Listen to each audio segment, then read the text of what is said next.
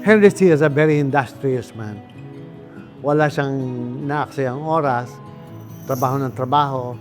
Lahat pati may maliliit na bagay, napapansin niya sa mall, tinitingnan niya kung mali yan, tinitingnan niya kung may duplication, kung may triplication ng mga produkto na makikita sa SM.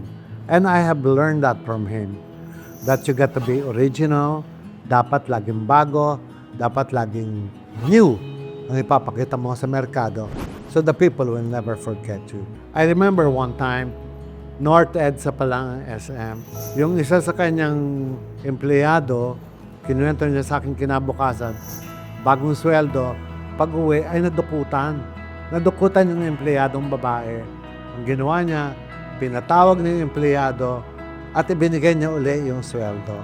Sabi niya, huwag kang mag-alala, okay na yan, nawala na yan, eto na ang sweldo mo ulit. Such a nice man. You know, you are such a big man, you are Henry C. For you to be doing that to ordinary people, in my heart, that means a lot. Napakalaking bagay, yung marunong kang bumawi, marunong kang tumingin sa plight ng ibang tao.